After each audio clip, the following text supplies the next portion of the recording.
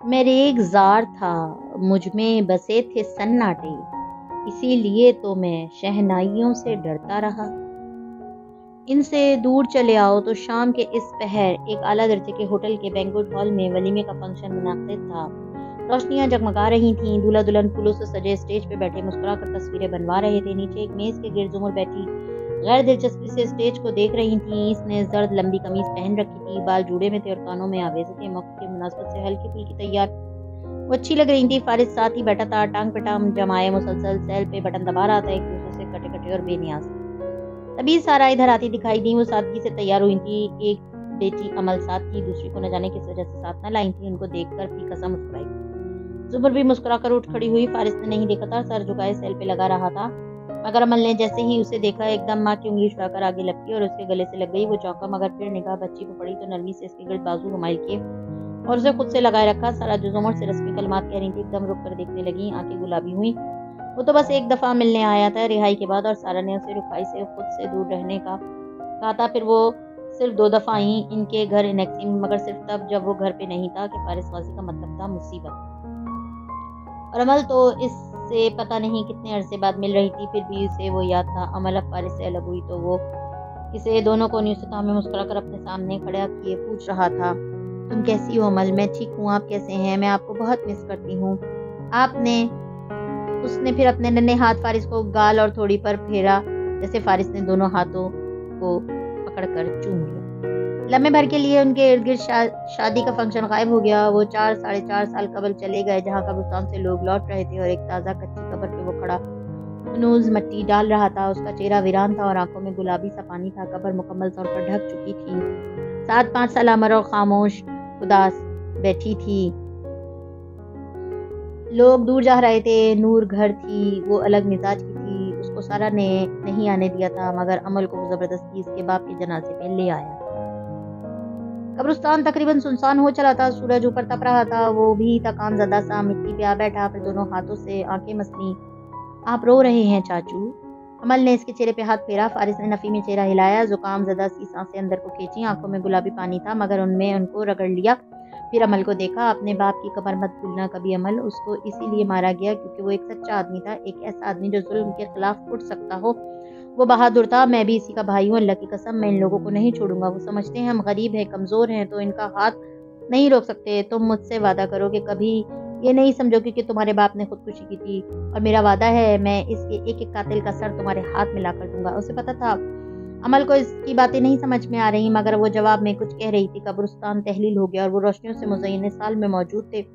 فارس بیٹھا ہوا تھا اور اس نے عمل کے ہاتھ تھام رکھے تھے۔ آپ اتنے بزی کیوں ہوتے ہیں؟ جب بھی ماما سے کہو آپ سے ملنا ہے وہ کہتی ہیں چاچو بزی ہیں۔ وہ اس کے کان کے قریب شکوہ کر رہی تھی۔ فارس نے زخمی نظر اٹھا کے سارا کو دیکھا، جیسے کہہ رہا ہو یہ میرا خون ہے، تم خون میں لکیر نہیں کھینچ سکتی۔ سارا کا گلا رندھا، تم چاچو کو اتنا مس کر رہی تھی تو مجھے کہتی، میں تمہیں ملوا لاتی۔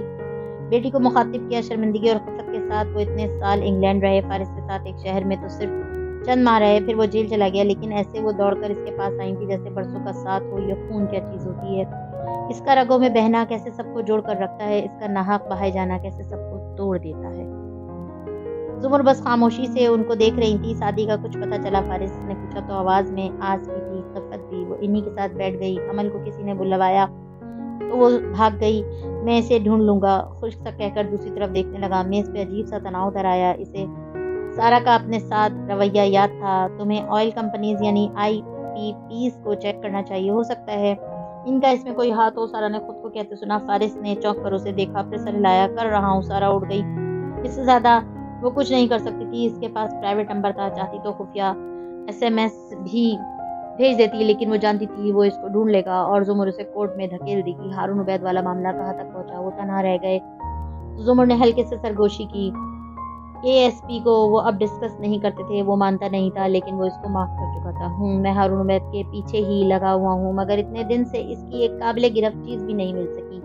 وہ کچھ الجھا ہوا تھا۔ میں جج ہارون عبید اور ASP کا لنک جوڑنا چاہتا ہوں الیاس فاطمی کے ساتھ، مگر ان تینوں کا اس سے کوئی تعلق نہیں بن رہا، یعنی درمیان میں کچھ مسنگ ہے، درمیان میں کوئی مسنگ ہے، کوئی ایک شخص ان سب کے درمیان۔ نفی میں سر ہلاتے وہ سوچ رہا تھا۔ زمر نے تھوک نگلا، پھر ادھر ادھر دیکھا۔ کھانا لگ رہا ہے، وہ اٹھنے لگی تو وہ ایک دم اسے چکر سا آیا، میں اس کا سہارا لے کر واپس بیٹھ گئی۔ فارس اپنے فون پہ بٹن دبا رہا تھا، اسے نہیں دیکھا۔ چند گہرے سانس لے کر اس نے خود پہ قابو پایا۔ ہم باہر کہیں اور ڈنر کر سکتے ہیں فارس؟ اسے اتنے لوگوں میں ایک دم گھٹن ہونے لگی تھی۔ اتنی دور ٹیبل تک جائے گی، کھانا ڈالے گی تو کہیں گر جائے گی۔ فارس نے اس بات پہ بے اختیار اسے دیکھا اور پھر ہمیشہ کی طرح اس کی بات مان لی۔ ایک دم سے زمر کو احساس ہوا کہ اسے فارس کو بتا دینا چاہیے اپنی خرابی طبیعت، کڈنی، وہ سب۔ پرس میں ایک رپورٹ بھی تھی، اسے وہ فارس کو دکھا دینی چاہیے تھی۔ جن پتھروں کو ہم نے عطا کی تھیں دھڑکنیں، جب ان کو زباں ملی تو ہم پہ ہی برس پڑے۔ پھر بعد وہ اسی ہوٹل کے ریسٹورانٹ میں ایک میز کے گرد بیٹھے تھے۔ وہاں مدھم زرد بتیاں تھیں، میز پہ تازہ پھول رکھے تھے، موم بتی جل رہی تھی۔ وہ ٹیک لگائے مسلسل کان کی لو مسلتا ویٹر کو آرڈر دے رہا تھا اور زمر کے ہاتھ گود میں رکھے پرس پہ تھے۔ فارس کے ساتھ پہلی دفعہ ایسی جگہ پر ڈنر کرنا بہت آکورڈ تھا۔ تبھی زمر کا فون بجا، اس نے فوراً اٹھا لیا۔ جی صداقت؟ جی ظاہر ہے وہ کپڑے استری کرنے تھے، میں نے نہیں بتایا تو آپ کو کچھ سمجھنا چاہیے تھا۔ رک کر خفگی سے سنا، میں نے وہاں کپڑے نہیں رکھے تھے تو کیا کسی چڑیل نے آ کر رکھے تھے؟ روز اسٹینڈ پہ کپڑے کون رکھتا ہے؟ حد کرتے ہو آپ بھی۔ بڑبڑا کر فون رکھا تو دیکھا فارس ذرا چوک کر اسے دیکھ رہا تھا۔ آپ نے خود کو چڑیل کیوں کہا؟ مثال دی تھی۔ کیوں، کیا ہوا؟ اس نے ناسمجھی سے اسے دیکھا۔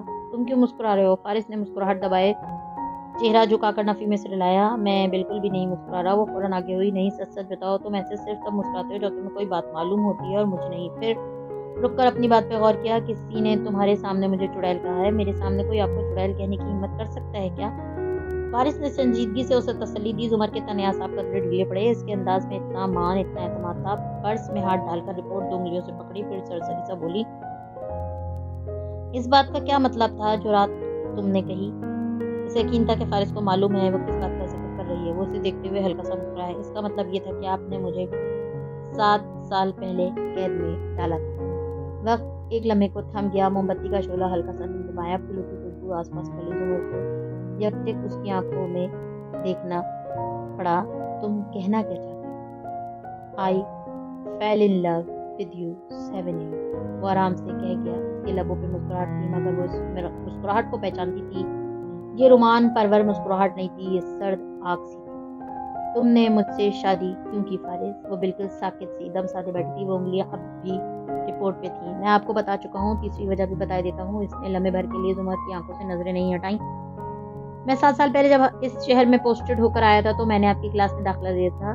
یہ تب بھی ہوا تھا، مجھے آپ سے محبت ہو گئی تھی۔ وہ نرمی سے کہہ رہا تھا مگر یہ نرمی آنکھوں میں نہیں تھی۔ میں آپ کے قریب رہنے کے لیے بہانے ڈھونڈنے لگا تھا، آپ کے بارے میں ہر چیز جاننے لگا تھا۔ آپ شادی کی فیس دے رہی تھی، آپ خانہ کے لیے اپنی چابیاں جان بوجھ کر بھول جاتی تھیں۔ آپ کو کب سے استماع ہے؟ مجھے بہت کچھ معلوم تھا۔ میں نے آپ سے جھوٹ بولا تھا کہ مجھے نوٹس نہیں ملے، مجھے ملے تھے۔ میں نے پھاڑ کر پھینک دیے تھے تاکہ آپ مجھے زیادہ وقت دے سکیں۔ مجھے تب احساس ہوا کہ میں مریض عشق بنتا جا رہا ہوں۔ وہ سانس لینے کو رکا۔ وہ بالکل دم سادے اسے سن رہی تھی۔ 5 سال پیچھے چلتے ہیں زمر۔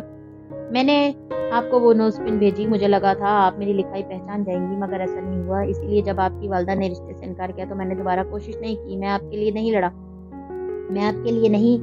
لڑا۔ میرے نزدیک ایک ایسی عورت کے لیے لڑنا بے سود تھا جو میری لکھائی بھی نہ پہچان سکے۔ میں نے آپ کو چھوڑ دیا، شادی بھی کر لی، لیکن میرا ایک حصہ پہلے بھی اور آئندہ بھی آپ سے محبت کرتا رہے گا۔ اس ایک حصے کی وجہ سے میں اپنی بیوی سے ویسی محبت نہیں کر سکا جیسی کرنی چاہیے تھی۔ شروع میں اس کے نام کو اپنے بھائی کے نام کے ساتھ جوڑنے پہ لڑتا تھا۔ مجھے لگتا تھا یہ صرف اس سے محبت نہ کرنے کا گلٹ ہے، ورنہ اس کے حقوق و فرائض تو میں نے سب پورے کیے تھے۔ ڈانٹتا تھا مگر بلا وجہ نہیں۔ وہ میری بہت ہی اچھی دوست تھی، لیکن جیل کے 4 سال میں یہ نہیں سمجھ سکا کہ اگر میرا اور اس کا تعلق صرف دوستی یا گلٹ کا تھا تو میں اسے اتنا مس کیوں کرتا ہوں۔ محبت تو مجھے آپ سے تھی مگر آپ کے لیے میں کبھی نہیں لڑا، اس کے لیے پھر بھی لڑ رہا ہوں۔ فضا میں ایک دم ریبیکا ڈی ونٹرز کی مہک پھیل گئی۔ وہ اب بھی سانس روکے ہوئے تھی۔ مجھ سے شادی کرنے کی تیسری وجہ کیا تھی؟ وہ اس طرح زخمی سر سا مسکرایا۔ محبت نہیں تھی۔ اگر محبت کے لیے آپ سے شادی کرنی ہوتی تو 5.5 سال پہلے کر لیتا، مگر نہیں۔ میں نے آپ سے شادی بھی کی اور آپ کی ہر بات برداشت کی۔ کہتے ہوئے وہ آگے کو ہوا اور اس کی آنکھوں میں جھانکا۔ اس لیے نہیں کہ میں کمزور تھا، محبت میں خاموش تھا، یا یہ میری شرافت تھی۔ ٹرسٹ می زمر، میرا ایک حصہ ساری زندگی آپ کی قید سے نہیں نکل سکے گا۔ میں آپ کی آنکھوں میں آنسو نہیں دیکھ سکتا اور میں آپ کو 1000 دفعہ بھی معاف کر سکتا ہوں۔ مجھے یہ بھی احساس ہے کہ آپ کے ساتھ جو بھی ہوا میری وجہ سے ہوا، لیکن وہ رکا، وقت بھی رک گیا۔ وہ نمک کا مجسمہ بنی ایک ٹک اس کو دیکھتی تھی، لیکن میرے اور آپ کے تعلق، میری برداشت، میری خاموشی، میری اور میرا آپ کا پرواہ کرنا، آپ کے زخموں پہ مرہم رکھنا، محبت اس میں کبھی بھی شامل نہیں تھی۔ میں نے آپ سے غلط کہا تھا کہ میں آخر آپ سے اپنا حساب لوں گا. مجھے آپ سے نہ انتقام لینا ہے نہ کوئی حساب. لیکن وہ پھر رکا. زمر کا سانس بھی رکا. لیکن جو آپ نے میرے ساتھ کیا وہ ایک بات بھی نہیں بھولا. آپ سے شادی کی تیسری وجہ یہ ہے. چہرہ مزید آگے کیا. موم بتی کے ٹمٹماتے ہوئے شعلے کے پیچھے اس کی پرتپش آنکھیں نظر آ رہی تھیں. میں آپ کی آنکھوں میں گلڈ دیکھنا چاہتا تھا. میں نے آپ سے پوچھا کہ آپ تب کیا کریں گی جب آپ کو یہ معلوم ہو کہ فارس غازی بے گناہ تھا. میں صرف اسی دن کے انتظار میں ہوں. اس دن جب آپ کو سچائی معلوم ہوگی میں اپنی بے گناہی ثابت کر لوں گا اور آپ ٹوٹیں گی. موم بتی کا شعلہ ایک دم بجھ گیا. زمر کی انگلیوں نے رپورٹ کو چھوڑ دیا. نگاہیں ہنوز فارس پہ جمی تھیں. یہ جو آپ کو بہت غرور ہے نا خود پہ کہ آپ بہت قابل ہیں, میں یہ غرور ٹوٹتے ہوئے دیکھنا چاہتا ہوں. میں آپ کی آنکھوں میں گیل دیکھنا چاہتا ہوں. کوئی انتقام, کوئی انصاف نہیں چاہیے مجھے آپ سے, صرف احساس ندامت. اس لیے میں نے آپ سے کوئی تعلق جوڑنے کی کوشش نہیں کی, کوئی حق نہیں مانگا, کیونکہ مجھے آپ کے ساتھ رشتہ بنانے میں کوئی دلچسپی نہیں رہی.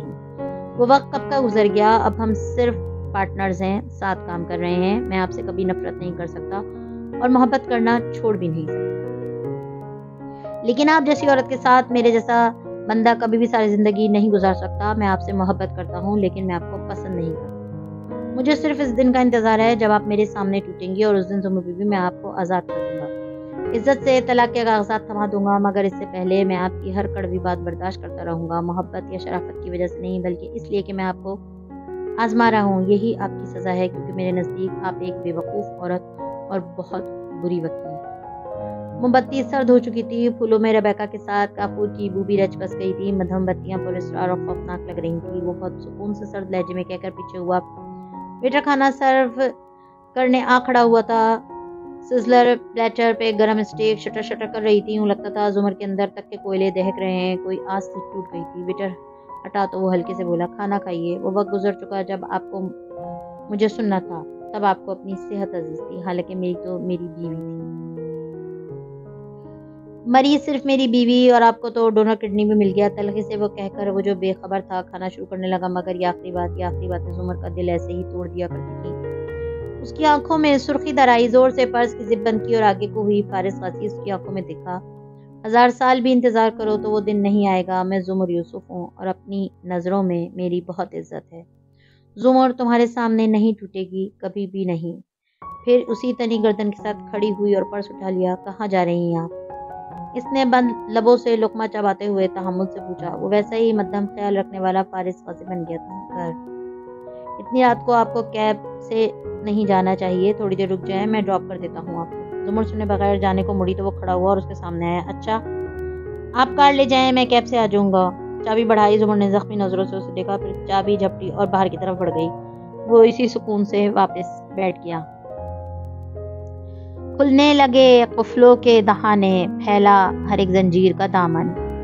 حنین نے قصر کردار کی چوکھٹ عبور کی تو جواہرات مکمل تیار باہر کی لیے چلتی آ رہی تھی. حنین مسکرا کر قریب آئی. مسز کردار, مائی گاڈ, آپ کتنی خوبصورت لگ رہی ہیں. سادگی اور معصومیت سے تعریف کی. جواہرات مسکرائی, نرمی سے اس کا گال چھوا.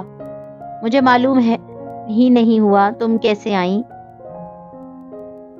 مجھے خاور سے کام تھا. کیا وہ اندر ہیں؟ پھر جلدی سے اضافہ کیا, پلیز آپ ان سے میری سفارش کر دیں کہ وہ میرا کام لازمی کریں. جواہرات تو جلت میں تھی, پھر بھی اس کے ساتھ کنٹرول روم تک آئی اور چوکھٹ سے حکم جاری کیا, خاور حنا کو اسسٹ کرو. وہ چلی گئیں. اندر چند اسکرینز لگی تھیں. ایک لیپ ٹاپ کے سامنے خاور بیٹھا تھا. کام کرتے ہوئے اس نے سر اٹھایا اور قدرے ناخوشی سے حنا کو دیکھا. Hello colonel Khawar. وہ دوڑ کر آئیں اور سامنے کرسی کھینچ کر بیٹھی, ٹانگ پہ ٹانگ جمائی. ہیلو حنین, کیا کام ہے؟ بہت اہم کام ہے. ایک فلیش اس کی طرف بڑھائی. اس میں میرے 2 کورین ڈرامے ہیں, ان کو انکرپٹڈ کر دو. خاور نے گہری سانس لی. حنین, تم یہ کام خود بھی کر سکتی ہو. پاسورڈ لگانا کوئی مشکل نہیں ہے. مجھے پاسورڈ چھوڑیں اسٹینڈرڈ RSA تک کا معلوم ہے, مگر یہ سب میری اس دوست کو معلوم ہے جس کو میں نے ٹرک کرنے جا رہی ہوں. سو مجھے ان فائل کو ایسے انکرپٹ کر کے دیں خاور کہ وہ اسے نہ کھول سکے. میرے پاس اس وقت بہت کام ہے حنین, کسی اور وقت آنا. اکتا کر کہتا وہ واپس ٹائپ کرنے لگا. پلیز کرنل خاور, منت کرتے ہوئے پلکیں جھپکائیں. خاور جواب دیے بنا کام کرتا رہا.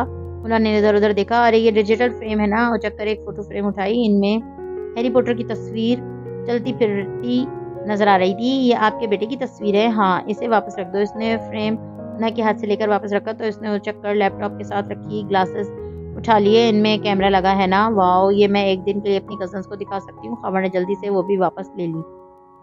پلیز حنین, کسی چیز کو ہاتھ مت لگاؤ. پھر بمشکل ضبط کرتے ہوئے ایک نظر اپنے سامنے پھیلے کام کو دیکھا اور دوسری اس پر ڈالی جو معصومیت سے آنکھیں جھپکاتے اسے دیکھ رہی تھی۔ پھر قدرے خفگی سے فلیش اس سے لے لی اور ایک دوسرے کمپیوٹر کی طرف آیا۔ ہونا بھی جلدی سے اس کے ساتھ آ کھڑی ہوئی۔ اب وہ خاموشی سے اس کا کام کر کے دے رہا تھا۔ پاسورڈ ٹائپ کرو۔ تھوڑی دیر بعد اس نے کی بورڈ اس کے سامنے کیا اور کسی مہذب انسان کی طرح دوسری طرف دیکھنے لگا۔ ہونا نے ٹائپ کیا اور سیدھی ہوئی۔ چند منٹ مزید ضائع کیے۔ خاور نے پھر اس کی طرف گھوما۔ ہو گیا تمہارا کام، اب جاؤ۔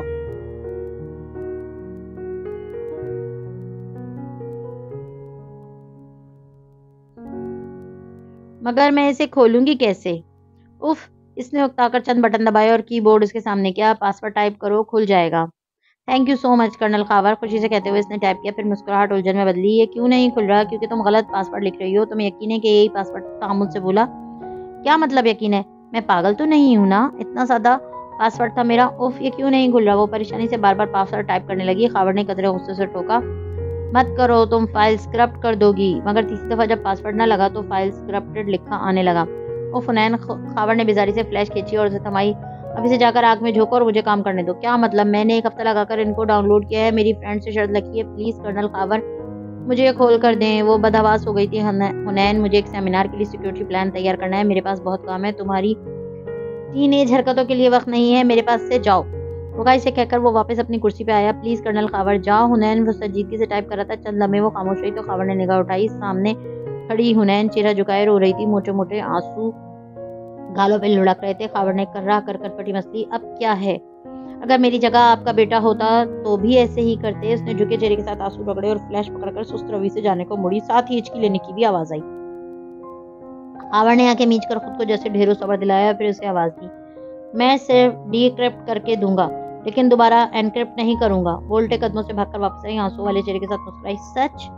کتنی ڈرامہ ہو تم، ناگواری سے بولا۔ ہونا نے پلکیں جھپکاتے فلیش اس کو تھمائی، پھر اس کی کرسی کے ساتھ جا کھڑی ہوئی۔ وہ شدید خوف زدہ سا فلیش اڑستے ہوئے کہہ رہا تھا، یہ لمبا کام ہے اور تم اس دوران خاموش ہوگی۔ مجھے زائد باتیں پسند نہیں، تمہارے پہلے لفظ پہ میں کام روک دوں گا۔ تیزی سے ٹائپ کرتی انگلیاں مسلسل چل رہی تھیں۔ اس کی کرسی کے ساتھ کھڑی ہونا ہتھیلی تھوڑی تلے جمائے دلچسپی سے اسے دیکھتی رہی۔ سو آپ نے ELGAMAL کے ذریعے کی کو؟ خاور نے پلٹ کر اسے گھورا۔ اس نے فوراً لبوں پہ انگلی رکھ لی۔ اچھا سوری، میں چپ۔ وہ شدید خوف زدہ سا کمانڈ دینے لگا۔ میں لب دانتوں دبائے ایکسائٹڈ سی دیکھ رہی تھی، جس کو اتنا ماہر استاد ملے وہ نہ سیکھے، یہ کیسے ہو سکتا ہے؟ پورے حسن سراپا نیاز ہو تیرا، طویل راتوں میں تو بھی قرار کو ترسے۔ اسامہ ٹی وی کے سامنے بیٹھا تھا اور نظر فون پہ بات کر رہی تھی۔ ابا اپنے کمرے میں جلدی سونے جا چکے تھے۔ اچھا ذکیہ خالہ، اچھا، خدا حافظ۔ ندرت سارا کی امی سے فون پہ بات کر رہی تھی۔ سیم کی طرف مڑی، وہ ناخوش لگ رہی تھی۔ فارس اور زمر کو دیکھو، شادی کا فنکشن چھوڑ کر باہر ڈنر کرنے چلے گئے۔ اب اس کی کیا تک بنتی ہے؟ اگر وہاں کھانا نہیں کھانا تھا تو گھر آ جاتے، فضول پیسے ضائع کرنے کی کیا ضرورت ہے؟ فارس بھی جہاں بیوی کہے چل پڑتا ہے۔ سیم نے مڑ کر ان کو سنجیدگی سے دیکھا۔ امی کچن میں دیکھیں، چولہا بند ہے نا؟ کیونکہ مجھے جلنے کی شدید بو آ رہی ہے۔ ہاں بند ہے، دودھ کڑ گیا تھا تو میں نے اتار لیا۔ وہ اپنے خیال میں گھٹنوں پہ ہاتھ رکھ کے اٹھ کھڑی ہوئی۔ سیم نے سر جھٹکا اور واپس ٹی وی دیکھنے لگا۔ کافی دیر بعد دروازہ کھلا اور اس نے تھکی تھکی سی زمر کو آتے دیکھا۔ وہ بجھی بے رونق لگ رہی تھی، سیدھی نیچے تہ خانے میں چلی گئی۔ سیم آہستہ سے اس کے پیچھے گیا۔ وہ سیڑھیوں پہ بیٹھی تھی، اداس اور اکیلی۔ آپ اکیلی کیوں آئی ہیں؟ ماموں کہاں ہیں؟ تمہارے ماموں کو خود نہیں پتا کہ وہ کہاں ہیں؟ آپ اپسیٹ ہیں؟ اس نے جھجکتے ہوئے پوچھا۔ زمر نے جواب دیے بنا سر گھٹنوں پہ رکھ لیا۔ سیم نے اس کے ساتھ زینے پہ کچھ رکھا اور پھر اسی طرح واپس چلا گیا۔ زمر نے گردن موڑ کر دیکھا، وہ چاکلیٹس کا ڈبہ تھا۔ زمر زخمی سا مسکرائی۔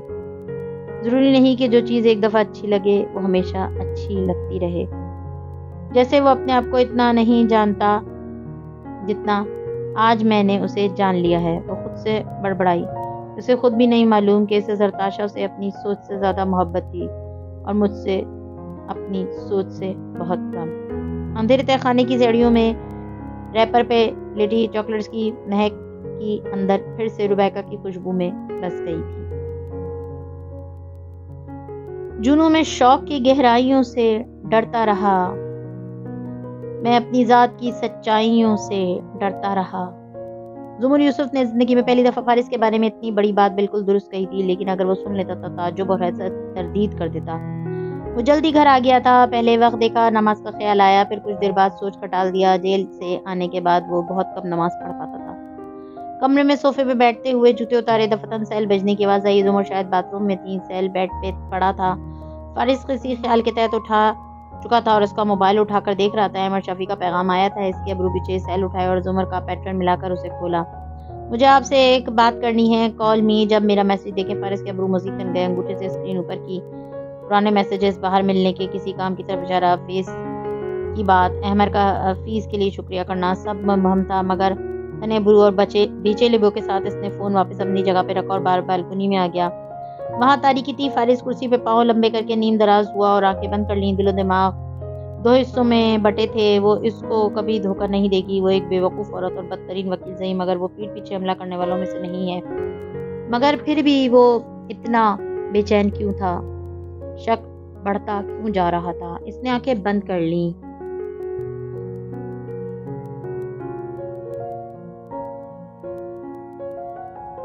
میں اپنی ساری زندگی کسی فلم کی طرح چلنے لگی. فارس غازی نے ایک ایسے گھر میں جنم لیا تھا جہاں ایک بیمار شخص پہلے سے موجود تھا. اس کی ماں جو مرض عشق میں مبتلا تھی وہ ایک کاردار تھی. علیمہ کاردار، بے حد خوبصورت، ہاشم جیسے نقوش اور نوشیروان جیسے مزاج.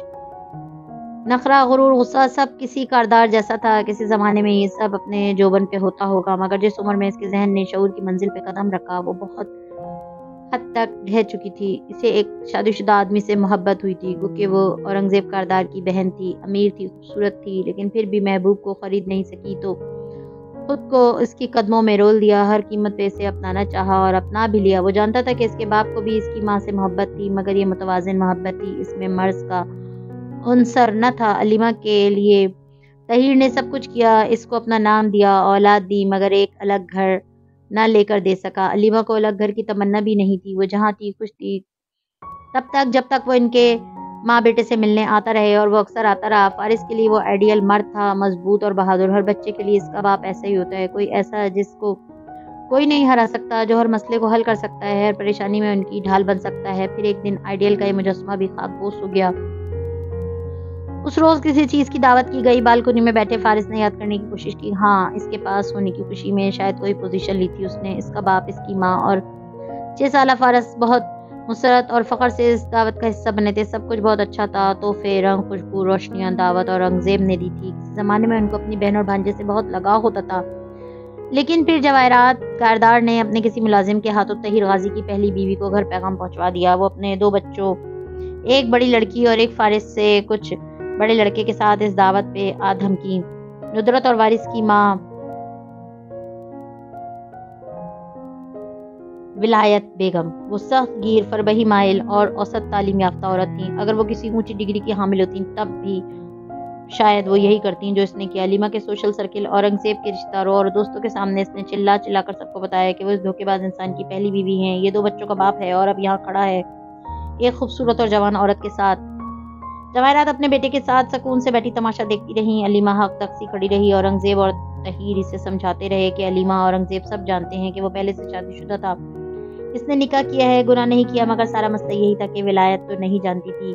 اسے تو آج علم ہوا ہے. اس نے اپنی زبان اور اپنے آنسوں سے جو کچھ کہا وہ کونے میں کھڑے فارس کا ذہن تا عمر اپنے باپ کے لیے داغدار کر گیا. یہ نہیں تھا کہ اس کے باپ کے لیے محبت میں کمی آئی یا وہ ان سے نفرت کرنے لگا. بس اتنا تھا کہ اس نے باپ کا مان اور اعتماد کھو دیا تھا. اگر ولایت نہیں جاتی تو بھی وہ جانتا تھا مگر اس وقت اس کا خیال کسی کو نہیں تھا. سب تکلیفی، شرمندگی اور اہانت کو تحلیل کرنے کا صحیح کر رہے تھے اور وہیں اس کونے میں کھڑا رہا، ساکت، خوفزدہ، بے یقین، فکر مند. اس کو ایک دم اپنا آپ کمزور، بے سہارا لگا تھا. اس کے سامنے کھڑا اس کا باپ ولایت بیگم کو صفائیاں پیش کر رہا تھا. وہ پریشان تھا اور بے چین بھی. وہ سب کچھ لگ رہا تھا سوائے ایک بہادر مرد کے. اور یہ سب کرتے ہوئے اس نے علیمہ کاردار کو قطعاً نظر انداز کر دیا تھا.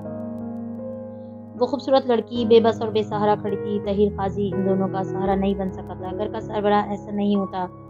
گھر کے سربراہ کو ایسا نہیں ہونا چاہیے. وہ خاموشی سے اپنی ماں کے ساتھ آ کھڑا ہوا. اس نے اس کا ہاتھ تھام لیا. علیمہ کی انگوٹھی کا نگینہ اسے چبھا تھا. اس چبھن میں بھی احساس تحفظ تھا. ان دونوں میں کون کس کو تحفظ دے رہا تھا دونوں کو نہیں معلوم تھا مگر اس دن سے فارس کو کہنے لگا تھا اور یہ لگنے لگا تھا فارس کو کہ ہر رشتہ یا تو خود ختم ہو جاتا ہے یا دھوکے دے جاتا ہے. اس نے باپ سے محبت کرنا کم نہیں کی لیکن یہ احساس ہو گیا تھا کہ وہ ایک ایسا مرد ہے جو کٹھن وقت میں ان ماں بیٹے کے سر کی چھت نہیں بن سکتا. طاہر غازی اپنی پہلی بیوی اور خاندان کے ہاتھوں آہستہ آہستہ شکست تسلیم کرتے گئے. مہینوں بعد ادھر چکر لگا پاتے گئے. یا بالکل نہ آتے۔ فارس کو نہیں معلوم کہ یہ فیصلہ کس نے کیا تھا، لیکن ایک دن وہ ان دونوں کو اپنے خاندانی گھر لے ہی آئے۔ یہاں سے زندگی کا ایک نیا باب شروع ہوا۔ رنگین فلم جیسے بلیک اینڈ وائٹ اور میوٹ ہو گئی تھی۔ ولایت بیگم کے گھر میں وہ دو قیدی عجیب انداز میں لائے گئے تھے، نہ ان کو کوئی حقوق تھے نہ مان تھا۔ ان سے بات کرنا گناہ، ان کی پرواہ کرنا جرم تھا۔ گھر میں واضح لکیر کھنچ گئی تھی۔ ایک طرف ایک کمرے میں وہ نازوں میں پلی، مرض عشق میں مبتلا، ہر حال میں طہیر کے ساتھ رہنے کی خواہاں لڑکی اپنے کم عمر بیٹے کے ساتھ تھی، اور دوسری طرف طہیر کی خاندانی بیوی اور اس کے دو بچے جن کو پورے خاندان کی سپورٹ حاصل تھی، اور اس کا کمزور باپ دریا کے دو کناروں کو ملانے کی کوشش میں ڈوبتا جا رہا تھا۔ وہ اپنے باپ کو اس سب سے نکالنا چاہتا تھا، مگر ایک دن اسے احساس ہوا کہ وہ شخص کبھی اس پانی سے نہیں نکل پائے گا۔ اس دن فارس کو گھر چھوڑ کر واپس بھاگ کر آنا پڑا۔ زمر کمرے میں آ چکی تھی۔ آہٹ نے فارس کا ارتکاز توڑ دیا۔ وہ پرانی یادوں کو جھٹک کر موبائل نکال کر بے مقصد بٹن دبانے لگا۔ یہ طفل و جواں اس نور کے نورس موتی ہیں، اس آگ کی کچی کلیاں ہیں، جس میٹھے نور اور کڑوی آگ سے ظلم کی اندھی رات میں اٹھا صبح بغاوت کا گلشن۔ یہ الگ بات تھی کہ اس سے پہر ہارون عبید کی رہائش گاہ کا سبزہ اداس تھا۔ آبدار کی کھڑکی سے دکھائی دیتے لون میں مور خاموش بیٹھے تھے، بطخیں اداسی سے کونے میں دبکی تھیں، بلی جانے کہاں گم تھی، اور وہ خود کمپیوٹر اسکرین کے سامنے بیٹھی تھی۔ سیف سعدی یوسف کا صفحہ کھول رکھا تھا، آنکھوں میں شدید اداسی لیے اس لڑکی کی مسکراتی تصویر دیکھ رہی تھی۔ ذہن کے نہال خانوں میں ایک منظر سا امٹ امٹ رہا تھا۔ آبی نے آنکھیں بند کر لیں اور اس یاد کے جھرنے کو بہنے دیا، اتنا کہ اس کے پانی میں وہ خود بہتی چلی گئی۔ یونیورسٹی کے کیفیٹیریا میں بیٹھی تھی۔ وہ سرد سی دوپہر تھی، سرما کی اداسی ہر جگہ کھلی ہوئی تھی۔ وہ سر جھکائے جرنل پہ چند اہم کاغذات پہ نوٹ لکھے جا رہی تھی، جب اس نے وہ آواز سنی، کسی کے مارنے کی آواز۔ چونک کر سر اٹھایا تو کیفے کے کونے میں، جہاں دیوار سی بنی تھی پتلی گلی کی طرح، وہاں ایک لڑکا دوسرے کو پیٹ رہا تھا۔ اس سے قبل کہ وہ حیران پریشان سی اٹھتی، مار کھانے والے لڑکے کے چہرے پہ نظر پڑی۔ وہ نوشیروہ کاردار تھا۔ ابھی نے ناک سکڑی اور واپس بیٹھ گئی۔ گڈ فار ہم۔ اس کے ساتھ والی میز پہ ایک قدر درمیانی عمر کی دیسی عورت بیٹھی تھی، سر بالکل گرائے، چپ خاموش۔ نکیوں سے ابھی کو نظر آیا۔ ایک گھنگریالے بالوں والا لڑکا دو کافی کے مگ لیے ادھر آ کر بیٹھا ہے۔ اس کی ابھی کی طرف کچھ تھی، وہ بھی توجہ دیے بنا کام کرتی رہی، البتہ ان کی باتیں کان میں پڑ رہی تھی۔ وہ لڑکا شاید اس عورت کا اسٹوڈنٹ تھا۔ اس عورت کو تو وہ ٹیچر کی حیثیت سے پہچانتی بھی تھی۔ یہ تمہارا دوست ہے جو مار کھا رہا ہے؟ کیفے میں اس وقت لوگ بہت کم تھے، پھر بھی وہ اٹھ کر اس کی طرف دوڑے تھے، مگر وہ لڑکا کچھ بھی سنے سمجھے بغیر شیرو کو مارے جا رہا تھا۔ تم بھی اس کی مدد کے لیے جاؤ، اس کی مدد کے لیے بہت سے لوگ ہیں، ابھی پولیس بلا لیں گے، مگر آپ کی مدد کے لیے اس وقت صرف میں ہی ہوں۔ ابھی خاموشی سے گردن ترچھی کیے لکھتی رہی۔ تم میری کیا مدد کر سکو گے؟ تم خود ایک بچے ہو۔ میرا تیسرا مس کیریج ہوا ہے۔ آج تو ڈاکٹر نے بھی نا امیدی کی باتیں کی ہیں۔ میں کبھی ماں نہیں بن سکتی۔ ابھی نہیں ہوئی، سر اٹھا کر اس طرف دیکھا۔ لڑکی کی پشت تھی، مگر عورت کا نیم رخ واضح تھا، اور وہ سر جھکائے آنکھیں پوچھ رہی تھی۔ مسز مرجان، تھوڑے تحمل سے میری بات سنیں، وہ نرمی سے کہہ رہا تھا۔ آبدار پھر سے کام کرنے لگی۔ اسے معلوم تھا اب وہ اسے تسلی دے گا، علاج کے طریقے یا پھر اڈاپشن، یا اس حقیقت کو قبول کر کے مثبت سوچ کے ساتھ رہنے کی نصیحت۔ آپ کا ڈاکٹر ٹھیک کہہ رہا ہے، آپ انفرٹائل بانجھ ہیں، آپ کو یہ حقیقت تسلیم کر لینی چاہیے۔ لکھتے ہوئے آبی رکی، اس کی آنکھوں میں ناگواری ابھری۔ اسے برا لگا۔ اسے کہتے ہیں کسی کو بھلا ایسے کہنا چاہیے، اور شاکی نظروں سے دیکھا۔ دور کونے میں لوگ شیرو کو اٹھا رہے تھے۔ وہ لڑکا بھاگ چکا تھا۔ آپ بانجھ کہلانے پہ اتنی اپسیٹ ہوئے سعدی؟ مسز مرجان نے صرف گلا امیز نظروں سے اسے دیکھا۔ آپ قرآن پڑھتی ہیں مسز مرجان؟ اچھا، اب وہ ابراہیم علیہ السلام یا زکریا علیہ السلام والا واقعہ دہرائے گا؟ ابھی نے دوبارہ سے کام کی طرف متوجہ ہوتے سوچا۔ کبھی کبھی یہی کبھی کبھی اس دنیا کے کروڑوں لوگوں کا مسئلہ ہے۔ خیر، آپ نے اس میں زکریا علیہ السلام والا واقعہ تو پڑھا۔ انہوں نے اللہ سے دعا کی کہ ان کو اکیلا نہ چھوڑے، تو اللہ نے انہیں یحییٰ عطا کی، مگر وہ پیغمبر تھے سعدی نے گہری سانس لی۔ میم، خوبصورت لڑکوں کی بات کاٹا نہیں کرتے، اس لیے تحمل سے مجھے سنیں۔ جب زکریا علیہ السلام نے دعا کی تو اللہ نے ان کو ایک دم سے اولاد نہیں دی تھی، بلکہ پہلے بشارت دی کہ ان کے ہاں بیٹا ہوگا۔ مگر جب یہ بشارت کی تو زکریا علیہ السلام حیرت سے پوچھنے لگے کہ یہ کیسے ہو سکتا ہے؟ تو اللہ نے فرمایا، ہم نے اس سے پہلے آپ کو بھی تو تخلیق کیا ہے، اور آپ بھی تو کچھ نہیں تھے۔ آپ مجھے بتائیں مسز مرجان، کہ آپ نے غور کیا اس میں؟ دیکھو سعدی، میں سمجھ رہی ہوں کہ تم کیا کہہ رہے ہو۔ اللہ تعالیٰ زکریا علیہ السلام کو یہ بتا رہے تھے کہ آپ کچھ بھی نہ تھے، یعنی ہر انسان پانی کا ایک قطرہ ہوتا ہے، اور یہ اتنا امیزنگ ہے کہ وہ 6 فٹ کا انسان بن جاتا ہے۔ ہم سب کی پیدائش امیزنگ ہے، لیکن میرا کیس مختلف ہے۔ نہیں، یہیں پہ ہم دونوں مختلف ہیں، کیونکہ قرآن پڑھنے اور قرآن پر غور کرنے میں فرق ہوتا ہے۔ اب اسی آیات کو دیکھ لیں۔ اللہ نے ذکر کیا زکریا کو مخاطب کر کے کہ آپ بھی تو کچھ نہ تھے، آپ نے اس سے مراد ہر انسان کی پیدائش لی، لیکن میرے خیال میں اس کا ایک اور مطلب بھی ہے۔ آپ بھی اختیار گردن موڑ کر دیکھیں۔ مسز مرجان نے بھی قدر متعصب سے اس لڑکے کو دیکھا۔ میرے خیال میں مسز مرجان، اللہ تعالیٰ چاہتا ہے کہ ہم انسان کی پیدائش نہ صرف زکریا کی پیدائش پہ غور کریں، مطلب زکریا بنی اسرائیل تھے، اور بنی اسرائیل یعقوب علیہ السلام کی اولاد ہوتے ہیں۔ آپ بتائیں یعقوب کس کے بیٹے تھے؟ اسحاق علیہ السلام کی۔ اور اسحاق کس کے بیٹے تھے؟ ابراہیم علیہ السلام کی۔ ابراہیم اور سارہ علیہ السلام، اس نے اضافہ کیا، پشت ہونے کے باوجود ابھی کو لگا تھا وہ مسکرایا تھا۔ آپ کو پتا ہے بنی اسرائیل اس وقت دنیا کی سب سے بڑی قوموں میں سے ایک ہے، ہم پٹھان ہوں یا گورے لوگ یا فلسطینی یا ملک اسرائیل کے یہودی، ہم بنی اسرائیل ہیں۔ اس لیے پٹھانوں اور گوروں، جن کو ہم انگریز کہتے ہیں، ان کی شکلیں ملتی ہیں کیونکہ ہم سب پیچھے سے اسرائیل علیہ السلام کی اولاد ہیں۔ زکریا بھی اسرائیلی تھے، میں بھی اسرائیلی ہوں، اور ہم سب کی ماں تھی حضرت سارہ۔ آپ کو معلوم ہے سارہ کون تھی؟ دنیا کی سب سے خوبصورت خاتون تھی وہ۔ مسز مرجان کو یاد آیا، بالکل وہ دنیا کی سب سے خوبصورت خاتون تھی اور وہ بانجھ تھی۔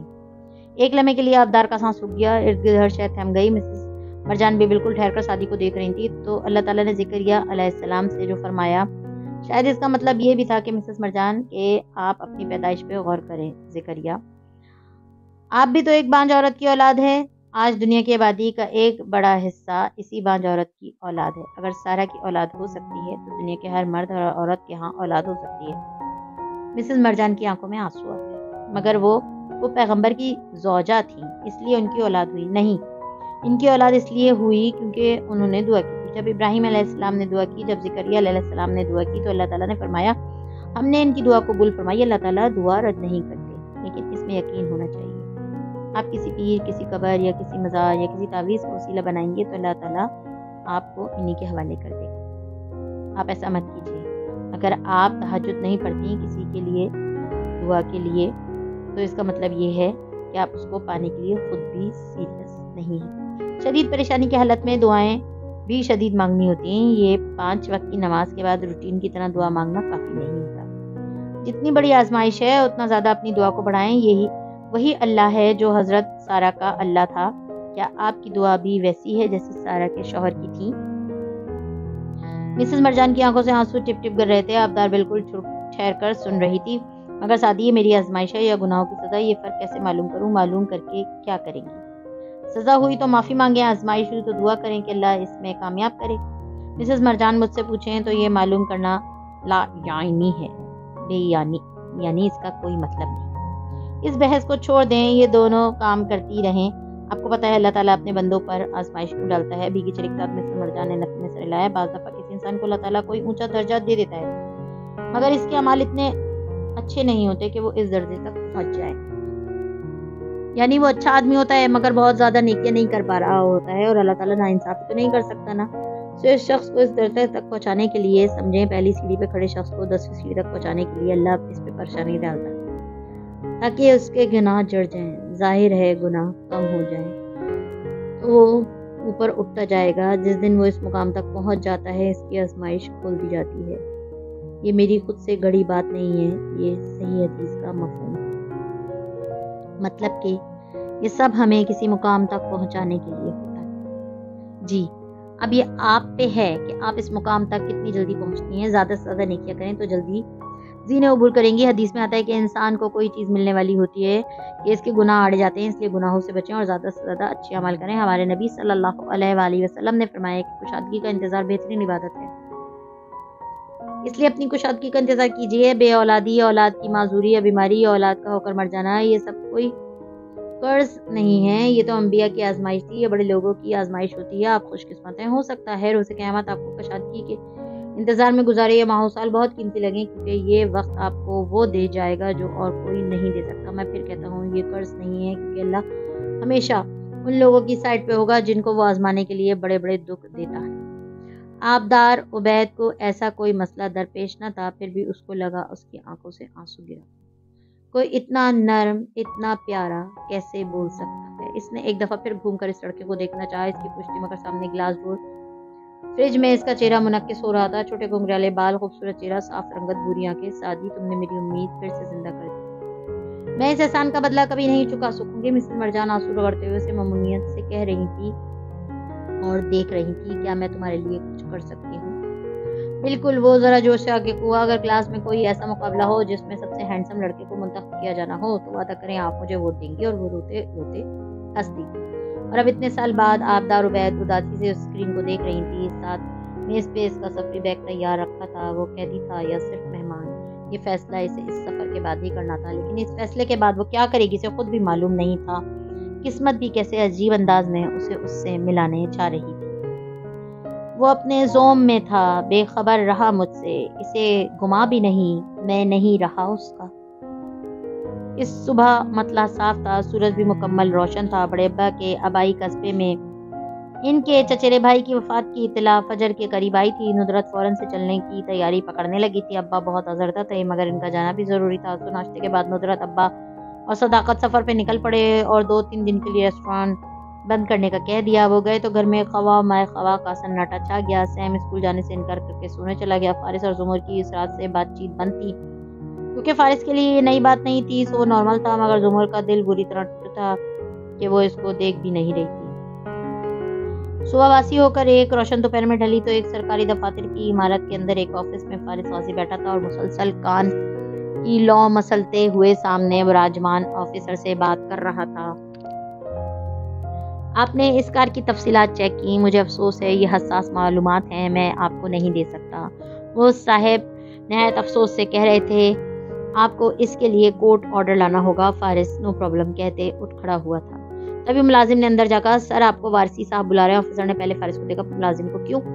سر وہ بہت غصے میں ہیں، ان کے کمرے میں کسی نے بارودی مواد کا بیگ رکھ دیا ہے، ان سے پہلے صرف آپ گئے تھے ادھر، وہ آپ کو فوری طلب کر رہے ہیں۔ وہ صاحب تیزی سے اٹھے، فارس کو باہر بیٹھنے کا کہا تو فوراً اٹھ کھڑا ہوا، ان کے ساتھ ہی باہر نکلا، مگر وہ پریشانی سے آگے بڑھتے گئے اور دوسرے لوگ بھی اسی طرف جاتے دکھائی دیے تو وہ الٹے قدموں واپس اندر آیا، دروازہ بند کیا اور تیزی سے ان کے کمپیوٹر کے پیچھے آ کھڑا ہوا۔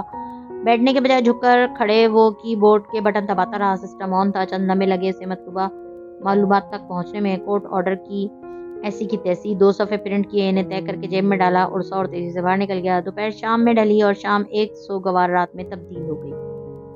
نیکسی کے باہر سبزہ زار تاریک تھا مگر اندر بتیاں جلی تھیں۔ حنین آج کل گل خان کے اسٹال سے بہت زیادہ تازہ پھول لے آئی تھی اور اس نے زمر کی وجہ سے قیمت صرف دگنی بتائی تھی، 4 گنا نہیں، اور اب ان کو لاؤنج کی گول میز پہ رکھ رہی تھی۔ اسامہ اور حنین نے مل کر چائنیز بنایا تھا اور سارا کچن بے ترتیب کر کے رکھ دیا تھا، اب بس گرم گرم کھانا ڈش میں نکالنا تھا۔ وہیں کھڑے کھڑے اس نے آواز دی، ماموں، زمر نیچے آ جائیں، کھانا لگ گیا ہے۔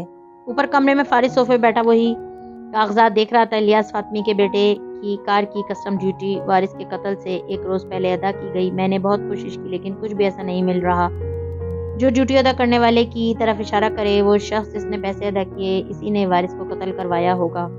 ڈریسنگ ٹیبل کے سامنے کھڑی زمر بال برش کر رہی تھی، اکتا کر بولی، تمہارا مطلب ہے تمہارے ذریعے اس نے وارث کو قتل کروایا ہوگا؟ فارس نے نظر اٹھا کر برہمی سے اسے دیکھا، جی بالکل، بس مجھے وہ شخص یاد نہیں آ رہا جس کے کہنے پہ میں نے یہ کیا تھا، اور کاغذ رکھ کر باہر نکل گیا۔ اس نے تھکے تھکے انداز میں کن پٹی مسلی، کچھ روز سے خرابی طبیعت میں اضافہ ہو گیا تھا مگر کیا فرق پڑتا تھا، سر جھٹکتے وہ باہر نکل آئی۔ اسامہ برتن لگا رہا تھا اور حنین چاول ڈش میں نکال رہی تھی۔ فارس میز کے گرد بیٹھا تھا، زمر زینے اتر رہی تھی جب دروازے کی گھنٹی بجی۔ اس کی گھنٹی کی آواز سور جیسی تھی، عجیب وحشتناک سی، وہ قریب تھی، سو لاؤن سے گزر کر راہداری میں آئی۔ فارس بھی پیچھے آیا تھا۔ راہداری اندھیر تھی، دروازے کے ساتھ کھڑکی پہ پردہ پڑا تھا مگر اس سے روشنی چھلک رہی تھی، تیز لائٹ۔ زمر نے قدرے اچھمبے سے پردہ سرکایا، یوں لگتا تھا رات میں دن کا سما ہو۔ گاڑیاں، روشنی، پولیس، موبائل، جس کی آنکھیں چندیا گئیں، مڑ کر دیکھا، فارس بھی اتنے ہی اچھمبے سے اسے دیکھ رہا تھا۔ پھر زمر نے بند دروازے سے پکارا، کون؟ مسز زمر، فارس غازی گھر پہ ہے؟ اے ایس پی سرما شاہ کی آواز آئی، پیچھے پولیس کی گاڑیوں کا سائرن۔ فارس چونک کر 2 قدم پیچھے ہٹا، آپ کو کیا کام ہے؟ اس نے دھڑکتے دل سے پکارا۔ ہمارے پاس فارس غازی کی گرفتاری کے وارنٹ ہیں، اس سے کہیے کہ پرامن طریقے سے خود کو قانون کے حوالے کر دے۔ کسی نے زمر کے دل پہ پیر رکھ دیا، اس نے بے اختیار لبوں پہ ہاتھ رکھا، پھر آگے ہوئی، لیٹر ہول سے مجھے وارنٹ پاس کریں، میں وارنٹ دیکھے بغیر دروازہ نہیں کھولوں گی۔ اگلے ہی لمحے کاغذ دروازے کی درز سے داخل کیا گیا۔ زمر نے کپکپاتے ہاتھوں سے اسے پکڑ کر کھولا، چند الفاظ پڑھے، 28 اگست کی رات، قمر الدین چودھری کا قتل، فارس غازی نامزد ملزم۔ تبھی فارس نے پیچھے سے کاغذ اس کے ہاتھ سے کھینچا، زمر نہیں مڑی، وہ بے بسی سے بھرے غصے سے پکار کر بولی تھی، اے ایس پی صاحب، یہ پہلی پیشی پہ معطل ہو جانے والا وارنٹ ہے، آپ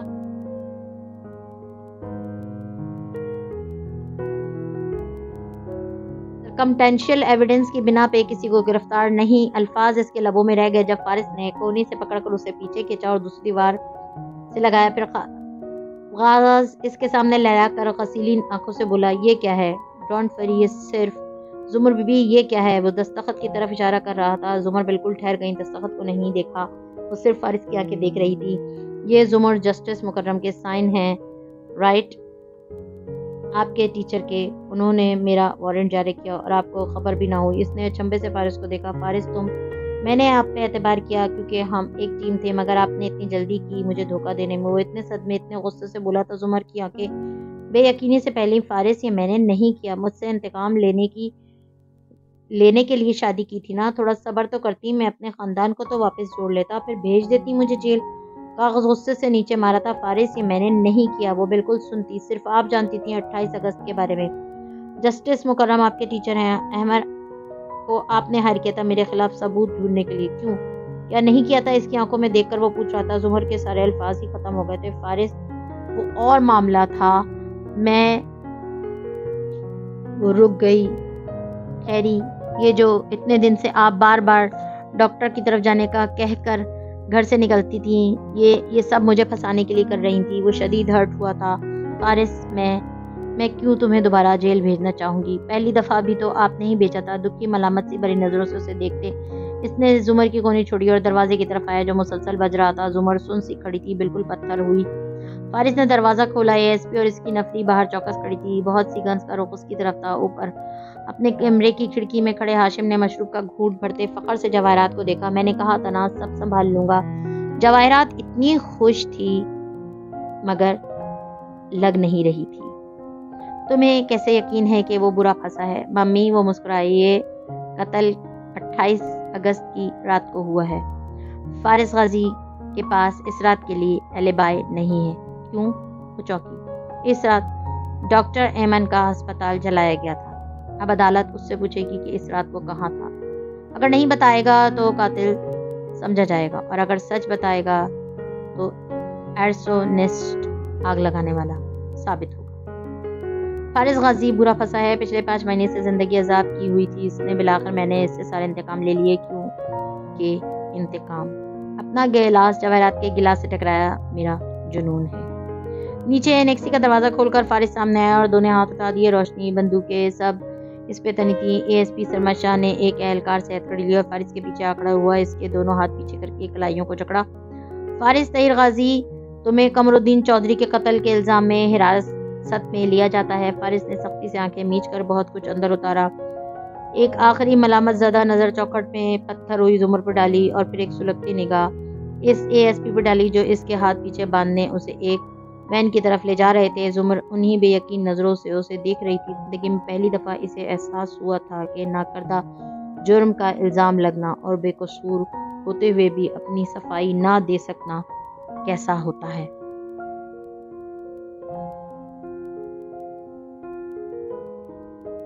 مزید ویڈیوز دیکھنے کے لیے ہمارے چینل کو سبسکرائب کیجیے.